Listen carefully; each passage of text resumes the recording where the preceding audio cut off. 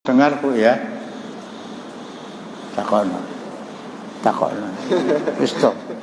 Aku ndak diprotes meneh. Insyaallah dengan total pakai.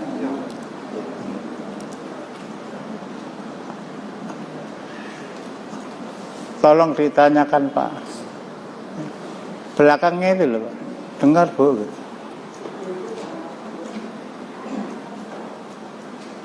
Alhamdulillah. Assalamualaikum warahmatullahi wabarakatuh.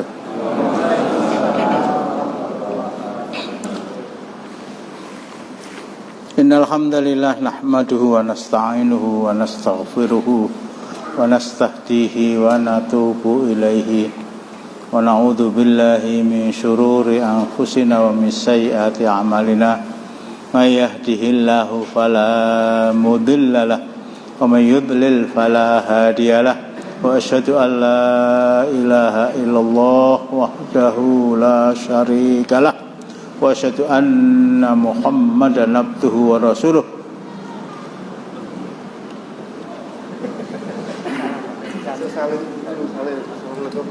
Siapa namanya?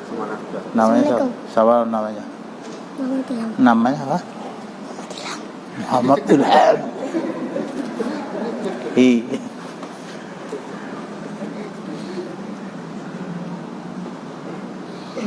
Ya ayyuhalladzina amanu taqullaha haqqa tuqatih wa la tamutunna illa wa antum muslimun. Ya ayyuhan nasu taqu rabbakumul ladzi khalaqakum min nafsin wahidah wa khalaqa minha zawjaha wa batha minhuma rijalan katsiran wa nisaa.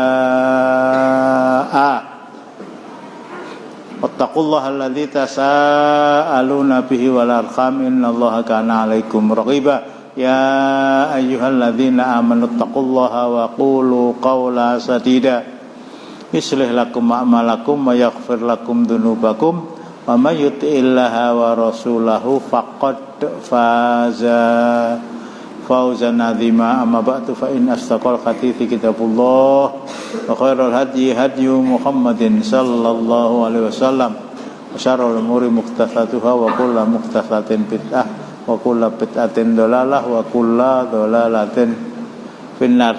Ikhwani fiddin asyhadakumullah, ada sedikit yang terlupakan tidak saya baca dari kisah tentang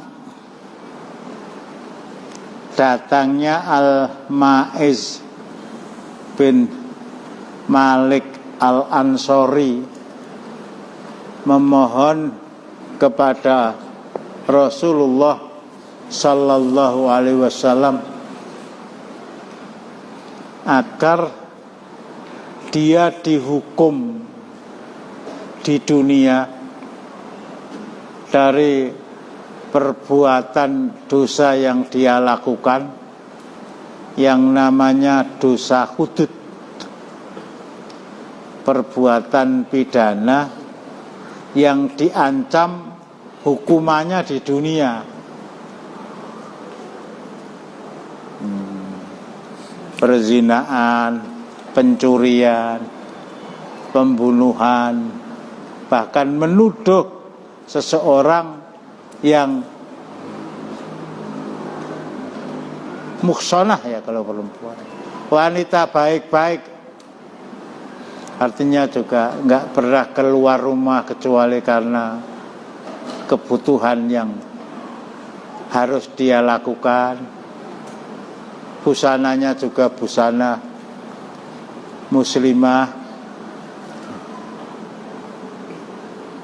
memakai jilbab yang lebar. Aduh, ngombe karo mlaku kang gilani tenan.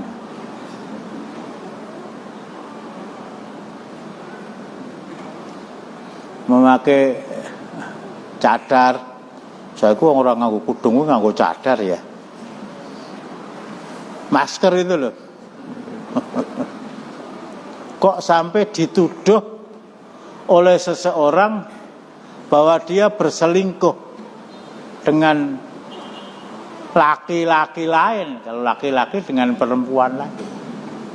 Sementara yang bersangkutan, waalaikumsalam warahmatullahi wabarakatuh, tidak bisa mendatangkan 4 orang saksi.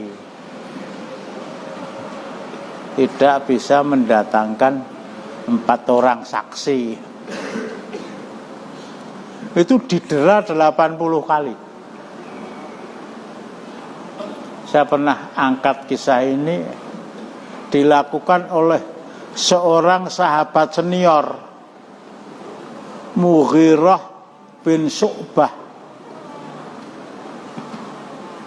Mughirah bin Syu'bah ini orang yang dengan tegar berani merobohkan berhala Lata yang adalah sesembahan masyarakat di mana dia tinggal. Tapi dia juga pernah ditendang sama Umar bin Khattab. Apa pasal? Amirul Mukminin, sebaiknya Anda mengangkat putra mahkota, sehingga jangan sampai kepedotan ayat otot, ayat nggak ada waktu. Saya melihat putra Anda Abdullah bin Umar itu pantas untuk Anda angkat menjadi putra mahkota. Tendang tenan, setan alas kira-kira. Ini Umar bin Khattab. Sampai ketika beliau menjelang wafat, hati-hatinya pribadi Umar bin Khattab kepada sebuah jabatan. Wis aku dhewe wae aja nganti anakku katut. Sehingga ketika beliau akan wafat, ini menggok ya, beliau menunjuk panitia kecil yang adalah al-asyrah al-mubasysyaruna bil jannah, yang masih sugeng, jumlahnya 10 orang, yang wafat 2 orang, Abu Ubaidah Ibnul Jarrah yang terkena penyakit taun, dan itu doa beliau. Yang kedua Abu Bakar As-Siddiq. Yang menjelang wafat Umar ibnul Khattab. Jadi masih 7 orang. Tapi yang diangkat oleh Umar ibnul Khattab untuk menjadi panitia kecil menentukan siapa yang menjadi pengganti beliau, itu hanya 6 orang. Utsman ibnu Affan, Ali bin Abi Thalib, Talhah bin Ubaidillah, Zubair bin Awam, Sa'ad bin Abi Waqqas, Abdurrahman bin Auf radhiyallahu anhum. Lah yang satu itu Sa'id bin Zaid radhiyallahu anhu, itu satu suku dengan Umar ibnul Khattab. Satu suku. Sama-sama Bani Adi. Sama-sama Bani Adi.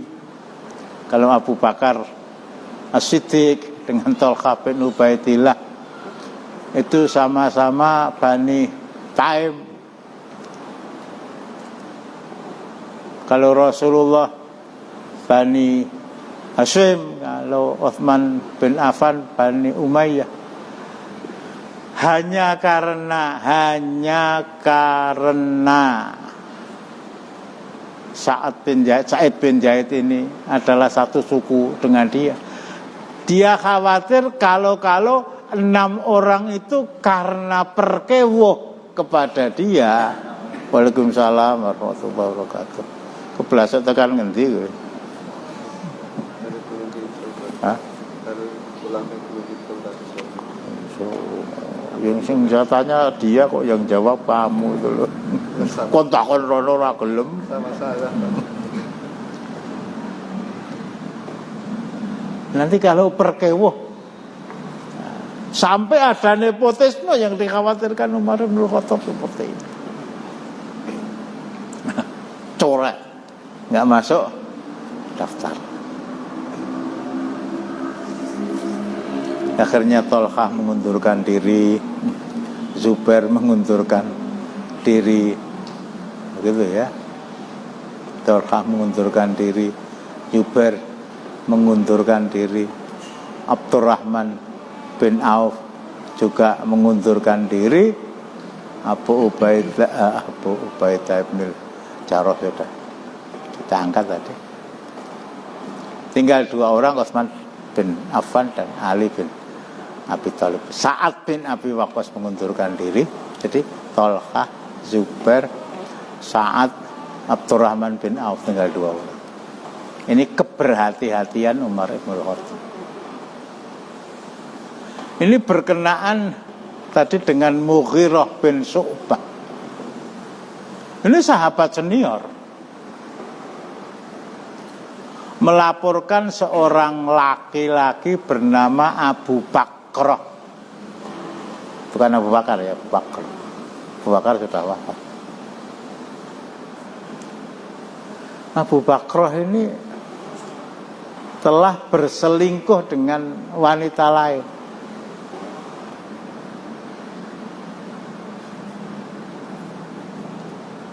Tanya Umar ibn Khattab, kamu bisa mendatangkan 4 orang saksi? Bahasa orang sekarang, syok. Kalau Mughirah ya insya Allah siap. Insya Allah pakai insya Allah. Datangkan 4 orang saksi. Ditanya oleh Umar ibn Khattab, saksi pertama, kamu yakin bahwa perempuan yang ditiduri oleh Abu Bakrah itu bukan istrinya? Yakin. Bagus. Yang kedua ditanya sama, yakin. Yang ketiga ditanya, kamu juga yakin. Yang terakhir ditanya, wah saya ragu-ragu Amirul Mukminin. Pas itu mungkin saya ngantuk. Masa ora kaya ngono ngantuk lho. Kaya pengajian wae. Yang dituntut ya, saya harus pertegas dengan apa yang difirmankan Allah Subhanahu wa taala di dalam surat An-Nur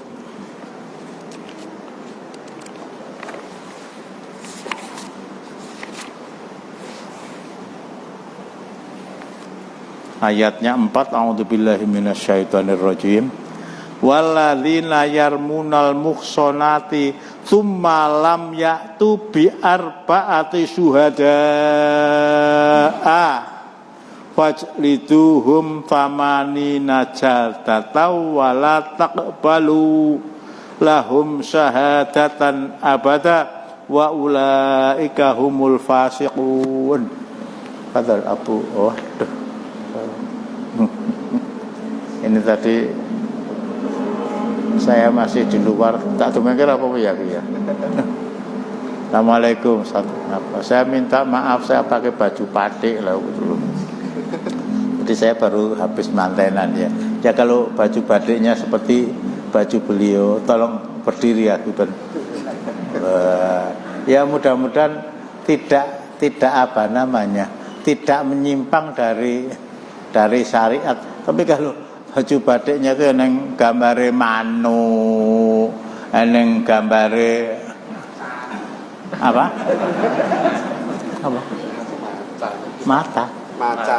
Macan ngeletak. Ya binatang ya. Makhluk hidup yang bernyawa.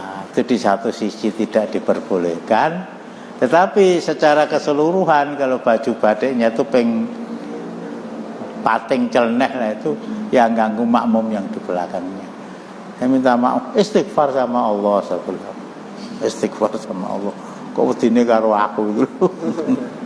Sehingga akhirnya karena yang pakai baju batik nggak bawa Quran gitu ya. Tolong dibaca. Dan orang-orang yang menuduh wanita-wanita yang baik-baik berbuat zina dan mereka tidak dapat mendatangkan 4 orang saksi, maka deralah mereka yang menuduh itu 80 kali dera. 80 kali dera. Didera di depan umum. Fal yashhad adzaba huma, kalau untuk laki-laki dan perempuan yang masih lajang, ta'ifatum minal mu'minin, ayat 2 sebelumnya. Ini bedanya syariah Islam dengan hukum positif yang diberlakukan oleh penguasa di mana mereka berkuasa di suatu negeri. Jadi seandainya ada orang yang dihukum itu ya ndelik-ndelik. Ambil contoh namanya orang yang dihukum mati. Itu dilaksanakan ya tidak sembunyi-sembunyi, tapi tidak dibuka secara terbuka di depan orang banyak. Ini orang yang menuduh orang lain berbuat zina, menuduh orang lain berbuat zina padahal dia orang baik-baik. Waalaikumsalam warahmatullahi wabarakatuh. Jadi yang kemarin saya bacakan, saya sampaikan dengan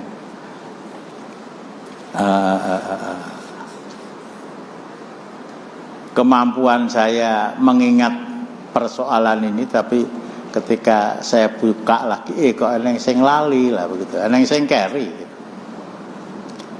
Al-Ma'is bin Malik Al-Ansori datang kepada Rasulullah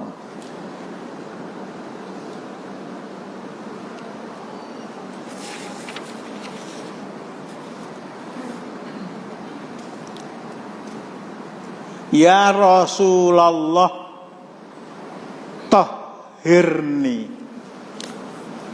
Ini ya bedanya generasi setelah para sahabat dengan generasi sahabat. Rasulullah, bersihkan saya dari dosa. Maksudnya hukum saya. Dan dia tahu hukuman bagi pelaku zina apabila yang bersangkutan sudah pernah berkeluarga itu dirajam. Berangkat dari ketakutan para sahabat kepada siksa neraka,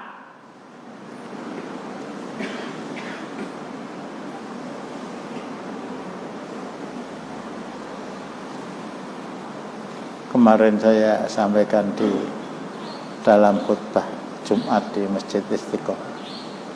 Satu riwayat, kerikil rokok itu tidak. Artinya hukuman yang paling ringan yang diterapkan oleh Allah Subhanahu wa ta'ala kepada manusia itu hukuman yang diterapkan kepada Abu Thalib. Abu Thalib itu enggak masuk neraka. Mengapa? Dari satu sisi Abu Thalib itu tidak mau masuk Islam sehingga dihukum dengan siksaan neraka, tapi di satu sisi Abu Thalib itu pembela nomor 1 kepada Rasulullah di saat beliau berdakwah di Makkah selama 13 tahun. Itu enggak dimasukkan neraka Abu Thalib itu. Abu Thalib, ini kalau saya pakai bahasa saya, itu kerikil neraka itu diinjak. Riwayat lain, Abu Thalib, ayo itu serandal neraka itu dipakai. Begitu kaki itu maknil nyentuh alas kaki atau nyentuh kerikil tadi, otak di dalam batok kepala ini umop. Itu siksa yang paling ringan. Apalagi kalau siksaan yang diterapkan kepada orang yang sudah berumah tangga, kok berani-beraninya berselingkuh dengan wanita lain. Ya namanya setan, dan ini sahabat. Rasulullah, tahhirni, bersihkan diri saya, siksa saya dengan siksaan di dunia agar Allah menyelamatkan, membebaskan saya dari siksa neraka. Bahasa yang lebih jelas lagi, Rasulullah pisah nyawa saya dari raga saya. Allahu Akbar. Ketakutan betul. Bahkan nanti kalau ada kesempatan, seorang laki-laki Arab Badui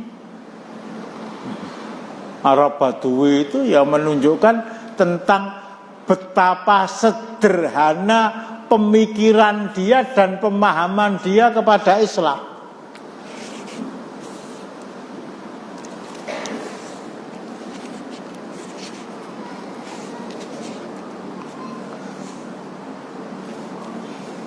Datang kepada Rasulullah Sallallahu Alaihi Wasallam menerangkan, Rasulullah, anak saya telah berselingkuh dengan wanita lain. Kok wanita lain? Dia belum punya istri.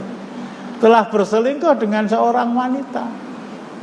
Saya tanyakan kepada tetangga kiri kanan, berangkat dari kesederhanaan cara dia berpikir.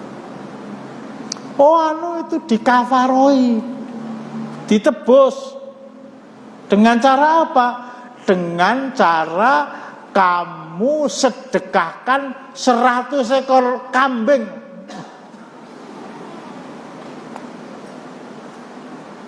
Bahkan yang betina, yang bunting, 100 ekor kambing loh ya. Nggak kena PMK loh itu. Kalau seekor ya jangan terlalu tinggi, jangan terlalu rendah. 3 juta rupiah ping 100. Rela kehilangan uang 300 juta untuk menyelamatkan anak tercinta dari siksa neraka.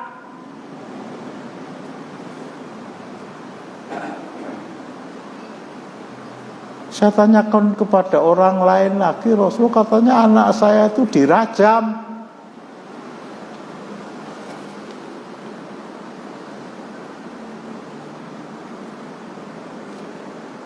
Akhirnya setelah Rasulullah memahami persoalan,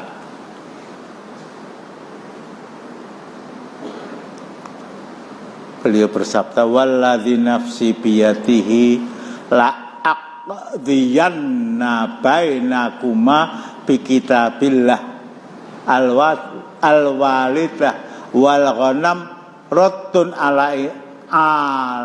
raddun wa ala ibnika jildu mi'atin wa taghribu amin.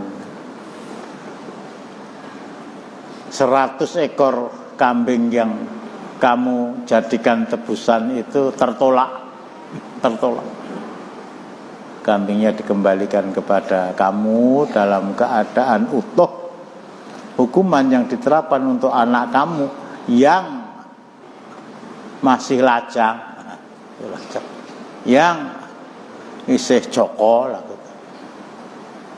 itu dia didera 100 kali dan diasingkan selama 1 tahun. Sementara wanita yang menjadi teman berselingkuh tadi, dia harus dirajam setelah dia mengakui perbuatannya. Anak itu ya, anak disuruh nebus 100 ekor kambing ya siap. Bahkan dirajam pun juga siap. Ini materinya mungkin agak berbelok, tetapi saya tekankan di sini keistimewaan sahabat itu di sini. Dosa sebesar apapun atau sekecil apapun yang dia lakukan, dia ingin supaya ketika dipanggil menghadap ke hadapan Allah Subhanahu wa ta'ala itu bisa dalam keadaan ya ayyatuhan nafsul mutmainnah dan seterusnya. Itu Al-Ma'iz ya saya.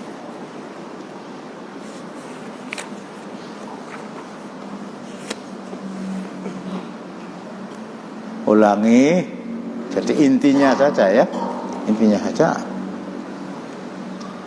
Setelah Rasulullah mendengar laporan dari Al-Ma'iz tadi, faqala waihak irji fastaghfirillah wa tub ilaihi. Celaka kamu, tidak usah sambat kepada saya, pulanglah, beristighfarlah kepada Allah dan bertobatlah kepadanya. Semua dosa itu akan diampuni oleh Allah kalau kamu istighfar. Al-Ma'iz faham bahwa dosa yang saya lakukan, perselingkuhan ini tidak bisa diampuni oleh Allah kecuali saya harus dihukum di dunia. Sehingga keterangan saya kemarin, semalam suntuk itu nggak bisa tidur itu. Ini uraian saya ya. Duh, nek sesuk mati mongko aku ulung dihukum karo Rasulullah.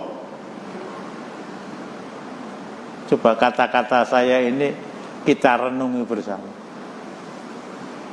Kalau bisa berusaha menghindari hukuman, dalilnya innallaha ghafurur rahim. Bahkan pakai ayat 48 surat An-Nisa, pakai ayat 116 surat An-Nisa, innallaha la yaghfiru ayyushraka bihi wa yaghfiru ma duna dzalika liman yasha. Ini kan bukan dosa syirik diampuni enggak. Ditolak oleh Rasulullah, besok pagi sowan lagi ngedrel itu. Bahkan saya bersaksi ya Rasulullah bahwa saya telah berbuat zina. Saya bersaksi ya Rasulullah sampai 4 kali. Nah, kekurangan saya di sini.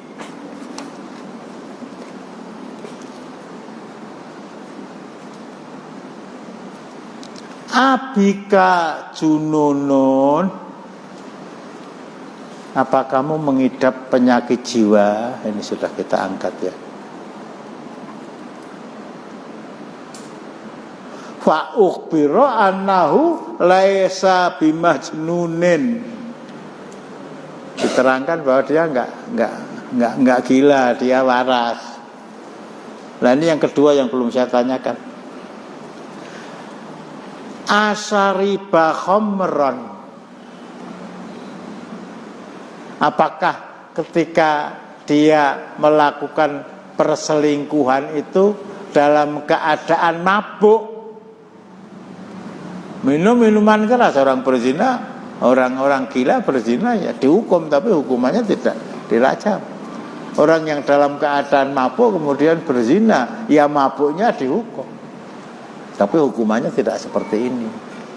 Baru yang ketika Rasulullah bertanya,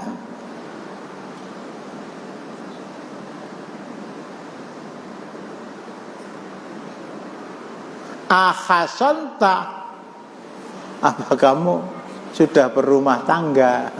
Sudah. Rasulullah perintahkan agar Al-Ma'iz tadi dibawa ke musola, didudukkan dalam posisi bersila, dilempari batu sampai meninggal.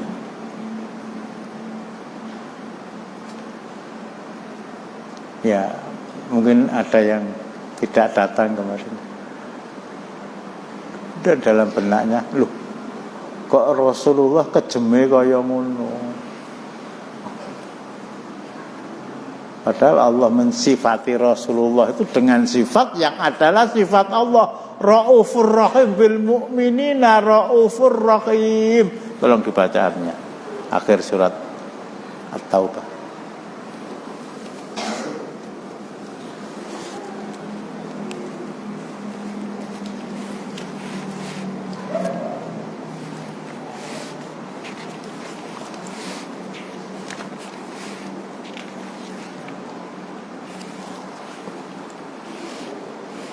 Sesungguhnya telah datang kepadamu seorang Rasul dari kaummu sendiri. Berat terasa olehnya penderitaanmu, sangat menginginkan keimanan dan keselamatan bagimu. Amat belas kasihan lagi penyayang terhadap orang-orang yang mukmin. Amat belas kasihan lagi penyayang terhadap orang-orang mukmin. Sifat Raufur Rahim itu sifatnya Allah, tetapi diberikan oleh Allah kepada Rasulullah. Pertanyaannya kok kejem banget. Sampai sekarang orang yang di depan namanya itu ada Kiai Haji. Orang yang di depan namanya itu diberi gelaran Bapak Bangsa, bukan Bapak Bangsat loh ya. Itu kepada hukuman rajam itu menolak.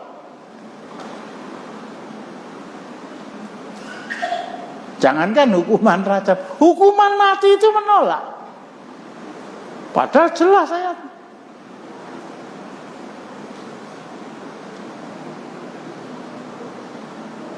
Anak laki-laki yang masih lajang, perempuan yang masih lajang, terbukti berzina dengan 4 orang saksi sebagai penguatnya. Kalau Mughirah bin Syu'bah tadi saya belum selesai terangkan. Yang pertama, kamu yakin bahwa wanita yang ditiduri oleh Abu Bakrah itu bukan istrinya? Yakin. Yang kedua, yakin. Yang ketiga, yakin. Yang keempat, saya ragu-ragu Amirul Mukminin. Apa itu istrinya apa bukan? Saksi yang dituntut oleh Al-Quran itu 4 orang. Yang dikedepankan oleh Mughirah itu 3,5. Dera Mughirah 80 kali. Dera Mughirah 80 kali. Tapi kalau untuk anak yang lajang tadi ya, tolong surat An-Nur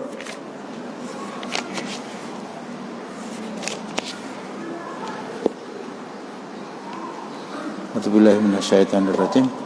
Azaniyatu wazani fajlidu kullawahitim minhuma mi'ata jaldatin. Nah di sini yang mau saya tekankan. Wala ta'khudkum bihima ra'fatu fi dinillahi in kuntum tu'minuna billahi wal yaumil akhir wal yashhad adzabahuma ta'ifatum minal mu'minin. Perempuan yang berzina dan laki-laki yang berzina, maka deralah tiap-tiap seorang dari keduanya 100 kali dera. Coba kita dengarkan terusnya. Dan janganlah belas kasihan kepada keduanya, mencegah kamu untuk menjalankan agama Allah.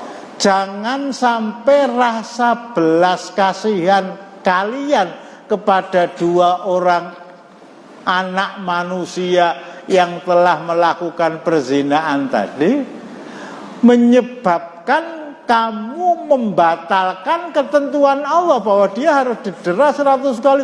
Langkone bagian punggung ya. Itu kalau cacat terus ora payu rabi piye? Tolong sekali lagi. Perempuan yang berzina dan laki-laki yang berzina, maka deralah tiap-tiap seorang dari keduanya 100 kali dera. Dan janganlah belas kasihan kepada keduanya, mencegah kamu untuk menjalankan agama Allah. Jangan sampai karena belas kasihan mesake. Ini mesake saja dilarang oleh Allah. Yang terjadi sekarang Itu di mana ada negara di sana ditegakkan hukum dera, itu kecam habis-habisan oleh para manusia yang mengatakan penegak hak asasi manusia yang kebanyakan datang dari barat. Bahkan yang saya ketahui beberapa tahun yang lalu, sekarang sudah dicabut apa belum, Singapura itu termasuk salah satu negara yang dikecam karena masih menerapkan hukum dera. Dan tidak ada hukum dera yang diterapkan di Singapura itu dengan masalah zina, dengan masalah yang lain. Jadi kalau ada pertanyaan, kok kejam sekali Rasulullah ya? Wong kiai haji ya ngono. Dulu tuh sampai ada hati organisasi namanya Hati, ada yang ingat itu? Hati. Lali apa? Hati itu sebuah organisasi singkatan dari hapuskan hukuman mati. Sampai berani ngangkangi kekuasaan Allah dengan mengatakan hukuman mati itu berarti telah mendahului takdir Allah. Ya memang mendahului takdir Allah, tapi yang mendahului takdir Allah adalah Allah sendiri. Kalau kita ikuti cara berpikir mereka. Jangan sampai mendera orang itu menyebabkan kamu berbelas kasihan. Ini dera. Apalagi dilempari batu sampai mati. Orang nganggo helm loh itu, wong zaman-zaman lolongan yang helm.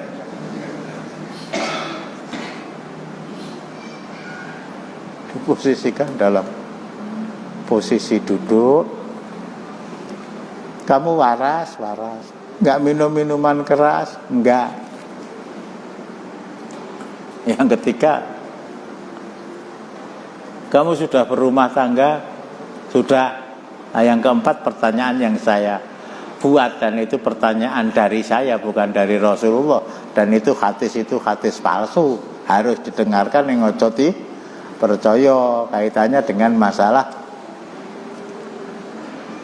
man shoma ramadhana imanan wa ihtisaban ghufira lahu ma taqaddama min dzambi. Barang siapa yang siam Ramadan, barang siapa yang sholat tarawih di bulan Ramadan, barang siapa yang qiyamul lail pada malam Lailatul Qadar dengan iman dan mengharapkan ridho Allah, diampuni dosa-dosanya yang telah lampau. Peristiwa tentang Al-Ma'is ini menerangkan bahwa yang diampuni adalah dosa-dosa kecil. Dosa-dosa kecil. Akhirnya dilempari batu dan akhirnya mati dan akhirnya dimandikan, akhirnya dikafankan, akhirnya disolatkan sebagai seorang mukmin dan dikubur di pekuburan orang-orang beriman. Cuma saya sekali lagi menekankan, Masya Allah ya, kalau namanya dosa itu sekecil apapun, para sahabat itu rasa takutnya seperti ini. Kalau pahala itu sekecil apapun, kemecernya ini para sahabat. Jadi ya, saya tidak suudzon, mudah-mudahan. Nah, ini sudah masuk tanggal 29 ya.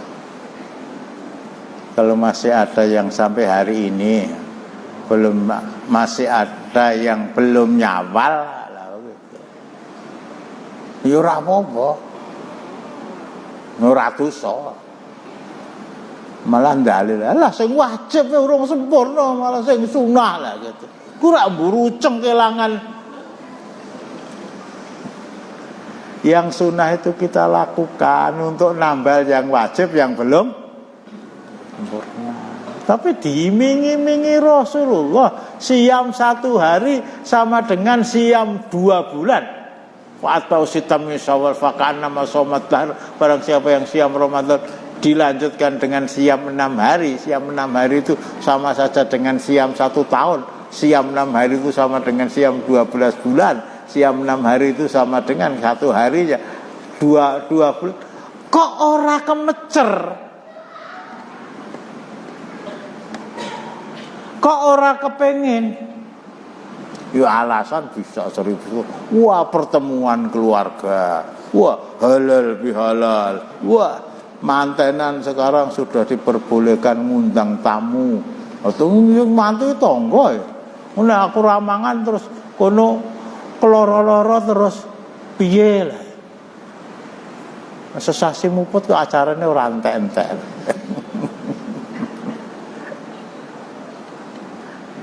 Maaf ya, saya cerita ini tidak istimewa, tapi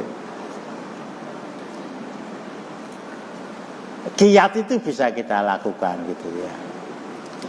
Qiyat itu bisa kita lakukan.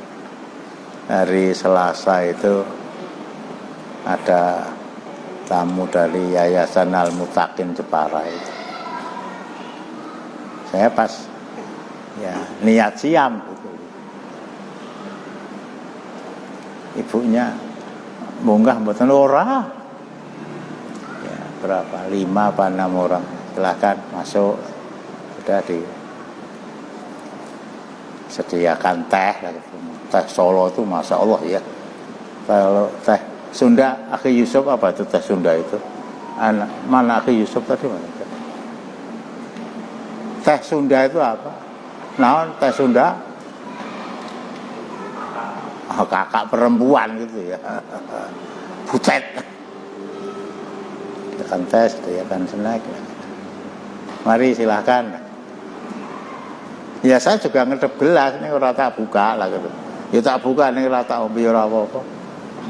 Nah, terus akhirnya ya namanya tamu dari jauh, kalau kita suguh makan ya biasa ya. Jadi kalau itu tak pamerkan, wah koyo ngono kok dipamerke lah gitu. Mari silahkan makan apa adanya gitu. Kata orang Inggris, make yourself at home. Ndak perkewuh tak tinggal nggih. Sing perkewuh aku gitu loh. Lho nyuguh tamu kene malah ora. Artinya bisa disiasati lah ya. Jakong. Nah.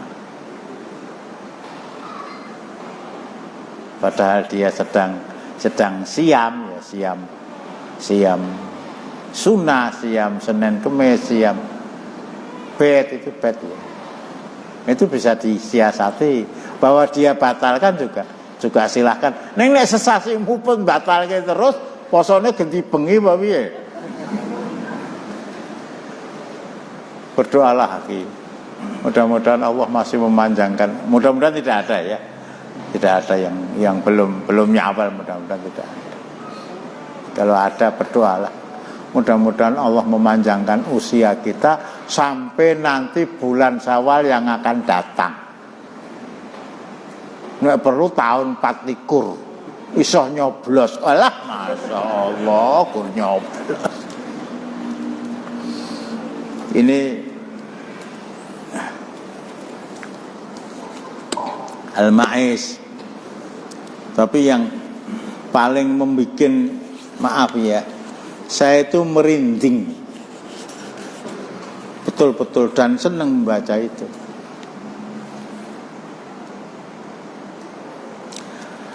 Faja'atil ghamidiyatu faqalat ya Rasulullah inni qad zanaitu fattahhirni. Seorang wanita ini.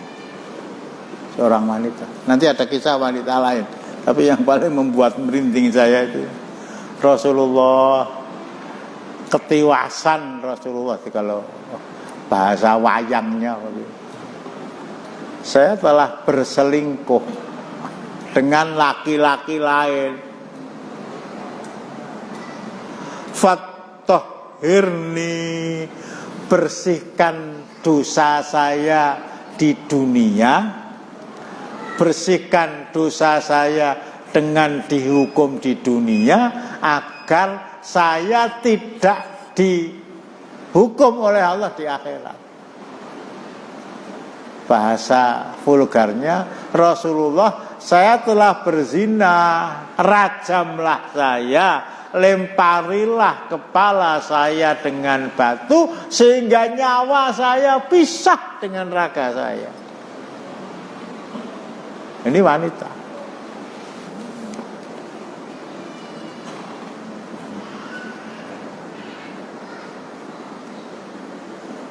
ketika Rasulullah akan membuang wajah beliau ke kanan seperti sikap beliau kepada Al-Ma'iz kemarin saya terangkan, ini ekornya panjang. Wis aja diteruske. Kamu istighfar kepada Allah dan bertobat dan tidak usah diulangi lagi.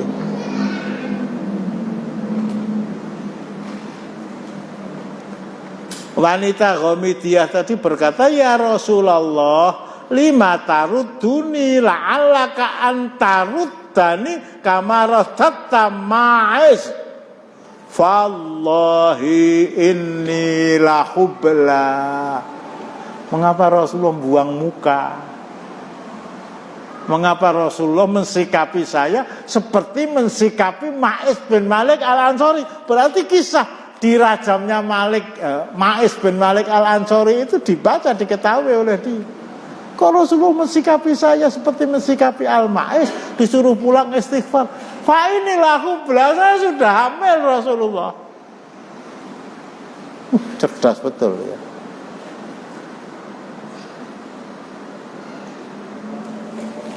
Qala imma la fadhabi hatta talidi. Kamu pulang,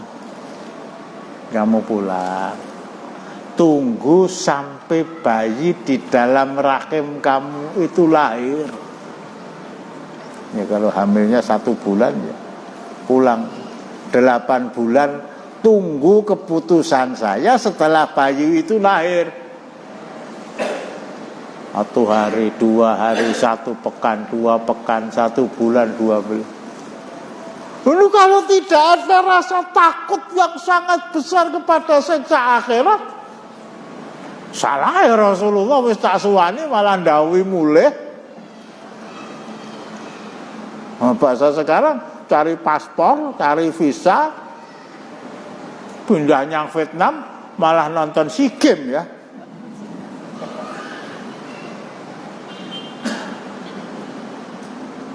Akhirnya lahir betul.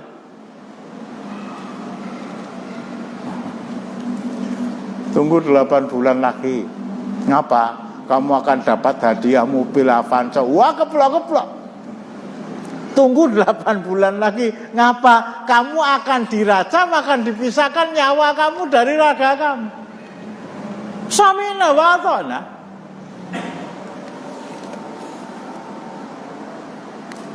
Falamma waladat atathu bisobiyyi fi khirqatin. Ketika bayi tadi sudah lahir betul, bayi apang benar, dibungkus dengan selimut, digendong, sowan kepada Rasulullah. Ini loh, takutnya kepada siksa akhirat itu seperti itu.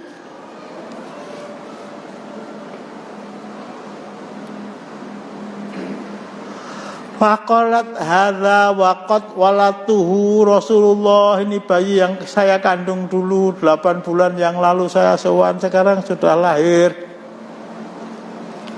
Apa jawab Rasulullah? Idhabi fa'ardi'ihi hatta taftimihi. Kamu pulang, kamu susui bayi kamu selama 2 tahun. Wal walidatu yurdi'na auladahunna haulaini kamilaini liman arada yutimma radha'ah, di dalam surat Al-Baqarah ayat 233. Utamanya seorang ibu itu menyusui anaknya 2 tahun secara sempurna.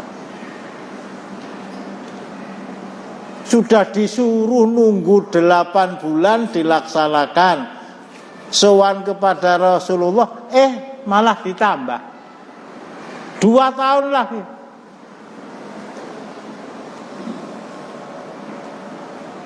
Astagfirullahaladzim. Sampai salah satu keterangan, tobat dia itu lebih tinggi dari tobatnya penduduk Madinah yang jumlahnya 70 orang. Lah ini dicontoh. Gur arep pasok nyawa, ini lahiriahnya begitu. Gur arep pasok nyawa, tetapi kalau secara akidah dan keimanan dalam rangka kekhawatiran dia itu tidak terjadi, disiksa oleh Allah di neraka, saya siap menunggu 8 bulan ditambah lagi 2 tahun. Disusoni sedina, 2 dina, sesasi, 2 sasi, setahun, 2 tahun. Akhirnya kembali lagi.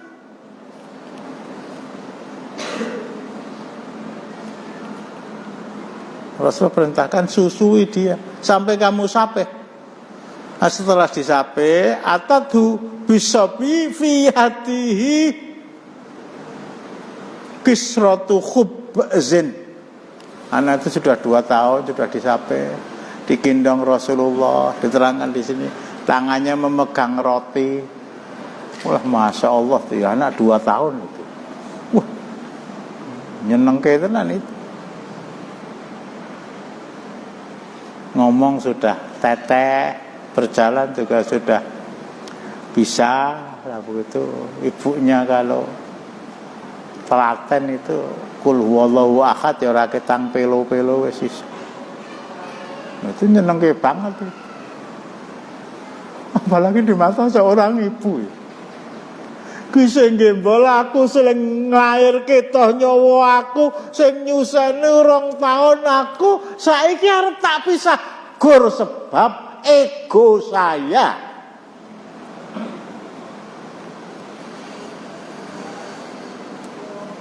Ananiah saya, kata orang itu. Saya rela berpisah dengan anak saya asal Allah subhanahu wa ta'ala tidak menyiksa saya di neraka. Ini ego yang positif kan? Yauma yafirul mar'u min akhihi wa ummihi wa abihi wa sahibatihi wa banihi likulli imri'in minhum yauma idzi sya'nu yughni. Dihindari saudara-saudaranya sekandung, sebapak, seibu. Dihindari ibunya, dihindari bapaknya, lari. Dihindari istrinya, dihindari anaknya.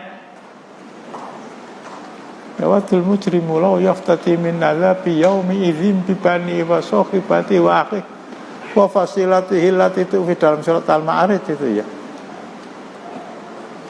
Dia rela mengorbankan, ya Allah masukkan anak saya ke dalam neraka.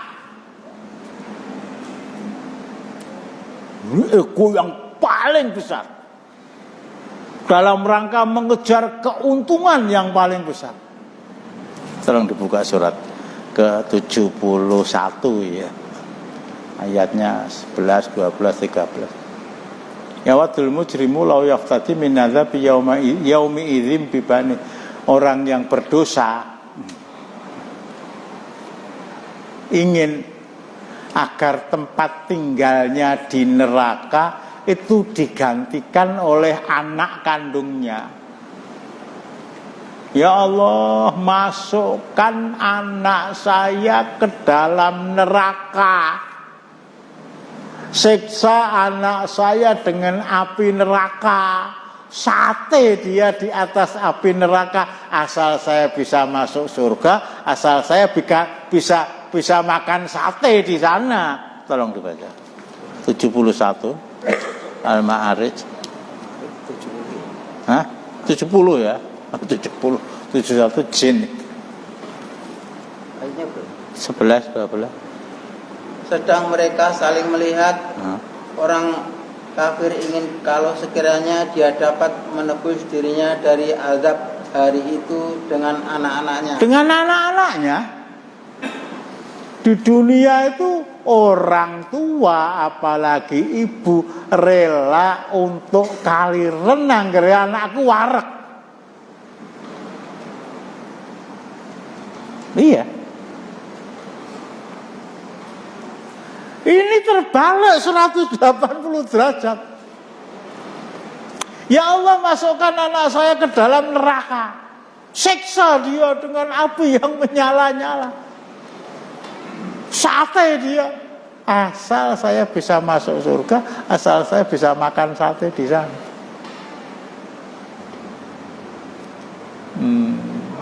Jadi kisah wanita Ghamidiyah, Masya Allah ya, ibu-ibu bisa membayangkan tuh bocah 2 tahun, lagi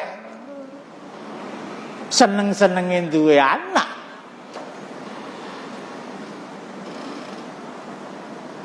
Tapi demi sebuah kepentingan yang jauh lebih besar,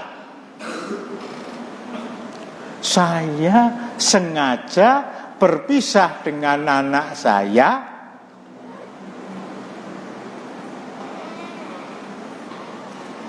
Nek bapaknya wong jenenge anak zina ya gak punya bapak ya. Itu bahasa Indonesianya jadi yatim piatu. Gak apa-apa, gak punya bapak, gak punya ibu, gak apa-apa. Tapi asal saya selamat dari siksaan Allah di neraka. Datang kepada Rasulullah saya yang sowan 2 tahun yang lalu.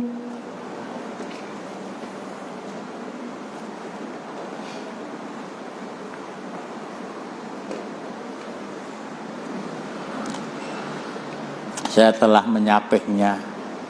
Waqat akalat to'am, dan dia sudah terbiasa makan makanan, artinya sudah tidak menggantungkan kepada ASI lah. Diserahkan kepada Rasulullah. Fatafa as-sobiya ila rajulim minal muslimin. Bayi tadi diterima oleh Rasulullah.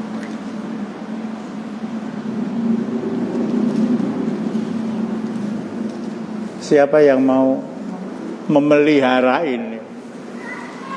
Masya Allah, detik-detik yang menakutkan, detik-detik yang mendebarkan. Proses pemisahan antara nyawa dengan raga dimulai di situ. Bukan, loh, 2 tahun tondo lah Rasulullah ya kepada kaum wanita. Nggih Rasulullah, kowe ra wis poso Ramadan 2 tahun to. 1442 dan 1443. Iya Rasul. Wis diapura dosamu wis. Dan itu taubat betul. Tapi taubat itu tidak menjadikan hadu zina itu terhapus. Terus kono anake diopeni, dididik sing apik, aja dibaleni meneh. Ini manusiawi, tapi tidak Islami, tidak syar'i.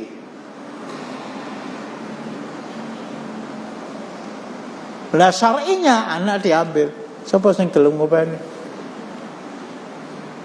Dalam salah satu riwayat orang sahabat Ansor, saya Rasulullah. Kok gampang-gampangan ya? Nggak usah pakai ke akte notaris, nggak usah sampai ke mencarikan akte kelahiran dan seterusnya.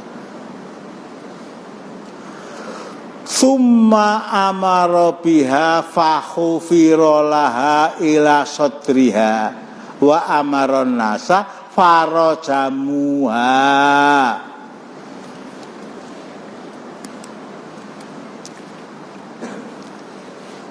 Bawa ke musola. Kalau al-ma'is tadi duduk dalam posisi bersila, kalau wanita ini diposisikan dalam keadaan berdiri, digalikan tanah, ditanam di sana sampai ke dadanya, ya sampai ke pundaknya.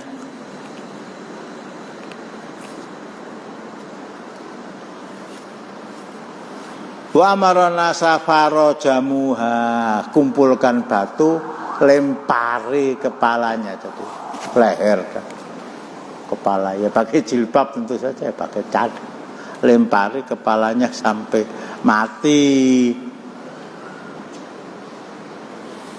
Masya Allah, apa artinya anak?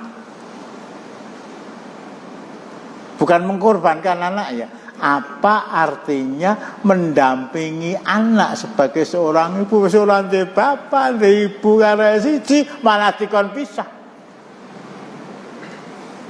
Tapi demi yang namanya Rabbana atina fid dunya hasanah wa fil akhirati hasanah wa qina adzabannar wa qina adzabannar Allahumma ajirni minan nar Allahumma ajirni minan nar Allahumma ajirni minan nar.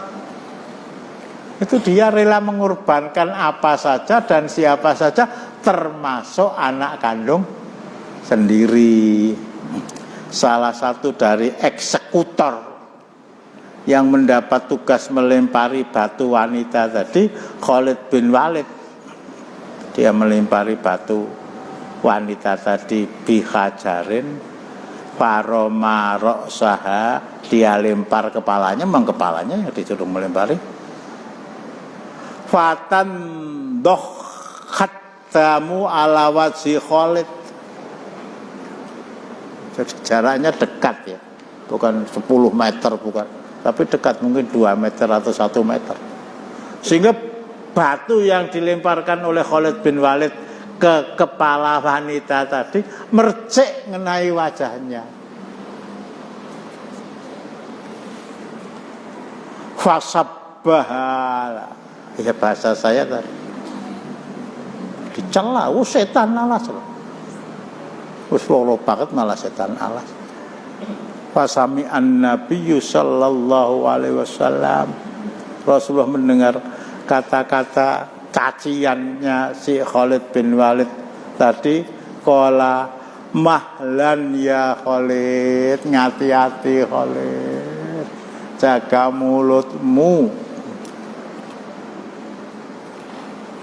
Taubat wanita ini dengan dilempari batu tentu saja telah diterima oleh Allah Subhanahu wa ta'ala. Seperti ini, kalau saya terangkan panjang, tidak saya terangkan, padahal hadisnya begitu. Seperti taubatnya pemungut pajak. Lain kali, tapi intinya taubatnya sudah diterima oleh Allah Subhanahu wa ta'ala. Jadi bukan wis Ramadan ping pindho ping poso swidak dina sing tawah ping swidak sing diapura karo Allah, enggak. Hudud tetap hudud. Nah dari sini ya, silahkan orang mengartikan Idul Fitri dengan arti yang tidak benar. Hari raya kemenangan. Menang apa? Tanggal 1 Syawal subuhane wis telat sak rekangat. Zuhurane telat sebab halal bihalal.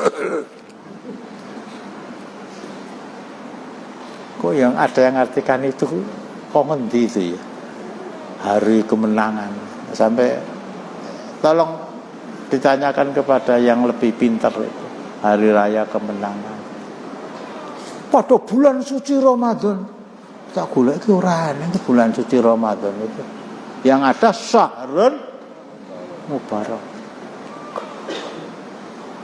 Ada kemenakan saya. Saya mau ke tanah suci Pak Dila gitu. Yang mengatakan Mekah itu tanah suci itu siapa lagi? Enggak lah ya, kalau sekedar saya ya wis jenenge arep bantah mesti diayeli lah gitu ya. Mbok Menteri Agama apa? Ini kaitannya dengan masalah din. Kaitannya dengan masalah ke Mekah saja. Dan seterusnya dan seterusnya. Nah, mari bersama-sama kita tanamkan kepada diri kita lebih mempunyai rasa takut ketika kita melakukan perbuatan dosa, dengan kekhawatiran jangan-jangan dosa saya belum diampuni oleh Allah karena saya belum bertobat, dan Allah telah memanggil saya menghadap keharibaannya. Jadi terakhir saya ingatkan fatwa dari Syekhul Islam Ibnu Taimiyah. Dalam Islam itu ada yang namanya sholat taubat. Orang merasa berdosa kemudian bertobat kepada Allah. Sholat taubat itu kata beliau boleh dikerjakan di waktu-waktu terlarang. Ketika bertepatan dengan matahari terbit, ketika bertepatan dengan matahari berada di atas kepala, ketika bertepatan dengan matahari tenggelam waktu maghrib. Ngapa? Dikhawatirkan jangan-jangan nyawa saya, usia saya tinggal 1-2 menit. Nek aku ndadak ngenteni tekani maghrib, azan maghrib langsung sholat taubat, saya sudah dipanggil oleh Allah menghadap ke hari bahagia. Ini urgensinya sholat taubat. Tetapi di atas itu sekali lagi saya ingatkan untuk diri saya, untuk antum semua, lebih mempunyai rasa takut terhadap dosa sekecil apapun. Kita istighfar setelah sholat, kita istighfar 1 hari. Rasulullah, saya istighfar 1 hari saya, kata Rasulullah, 70 kali. Riwayat 100 kali. Nah, kita jadikan itu sebagai sarana untuk lebih mengingatkan kita kepada dosa dan akibatnya yang akan terjadi dalam siksaan di kampung. Ada yang ganjel? Assalamualaikum warahmatullahi wabarakatuh. Waalaikumsalam. Kemarin ada jamaah yang pradel masalah ngunangi putrane itu goncengan sama lain jenis. Akhirnya dengan kesepakatan keluarga dinikahkan. Tapi dalam usia sekolah kemarin meminta kami untuk menikahkan. Alhamdulillah tadi jam 5 kurang seperempat kita nikahkan. Kita dampingi untuk ijab kabulnya. Kemudian khutbah nikah kita sampaikan. Yang jadi pertanyaan kami, setelah nikah siri ini apakah perlu kita sebarluaskan agar tidak terjadi fitnah? Pertama. Kedua, batas jarak ataupun lebih baik didaftarkan ke KUA seperti yang lain atau tidak?